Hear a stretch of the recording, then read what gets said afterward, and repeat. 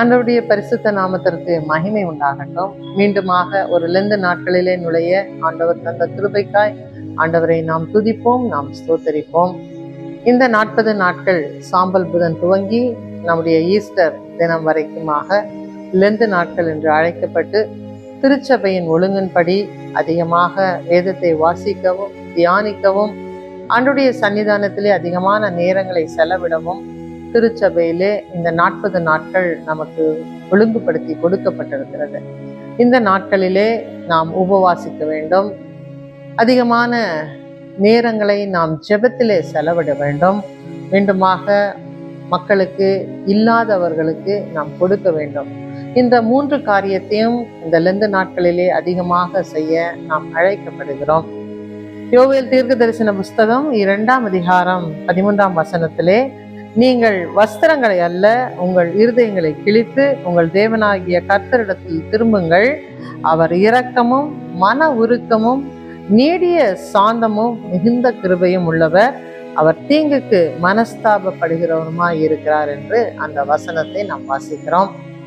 மனிதர்கள் நம்முடைய வெளி தோற்றத்தை, நம்முடைய வஸ்திரத்தை கண்டு நம்மை அனுமானப்படுகிறார்கள்.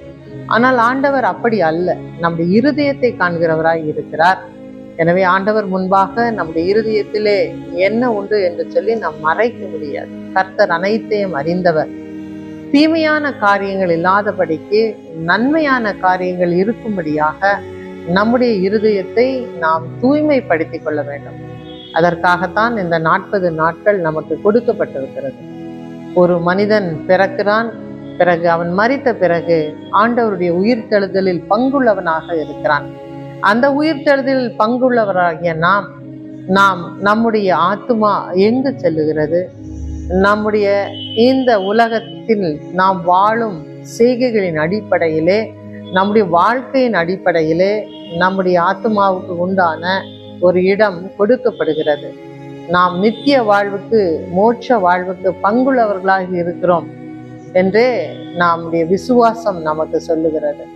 எனவே அந்த நித்திய வாழ்வை ஆண்டவரோடு இருக்கும்படியாக நாம் அந்த வாழ்வை தேர்ந்தெடுக்க வேண்டுமே என்றால் இந்த உலகிலே இந்த நாட்களிலே நம்மை புடமிட வேண்டும்.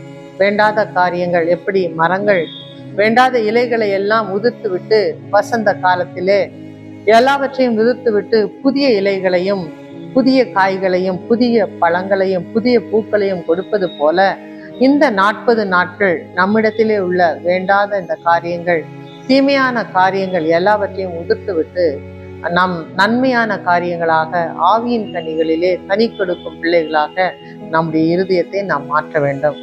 அதற்காக இந்த நாட்களிலே நம் உபவாசத்தை அதிகரிப்போம். நம்முடைய ஜெப நேரத்தை அதிகாலையிலே ஜெபிக்க வேண்டும். மற்றும் கிடைக்கும் பொழுதெல்லாம், நேரம் கிடைக்கும் பொழுதெல்லாம் நாம் ஜெபிக்க வேண்டும். பிறகு வறியவர்களுக்கு, எளியவர்களுக்கு, பசியில் இருப்பவர்களுக்கு, பட்டினியில் இருப்பவர்களுக்கு நம்மிடையே உள்ள செல்வங்களை நாம் பகிர்ந்து கொள்வோம். அப்படியாக நாம் உபவாசித்து நம்முடைய உணவை அந்த ஏழைகளுக்கு கொடுக்கும் பொழுது அது பெரிய ஆசீர்வாதத்தை நமக்கு கொடுக்கும். நம்முடைய நித்திய வாழ்வுக்காக இந்த 40 நாட்களிலே அதிகமாக ஜெபிப்போம், உபவாசிப்போம், ஆண்டவர் வசனத்தை நாம் தியானிப்போம். நாமே இந்த நாட்களிலே ஆண்டவரை சந்திக்கும்படியாக, மற்றற்ற ஒரு பிள்ளைகளாக நாம் மாறும்படியாக, ஆண்டவரிடத்துல நெருங்கி ஜீவிக்கும்படியாக இந்த நாட்களை நாம் பயன்படுத்திக் கொள்வோம்.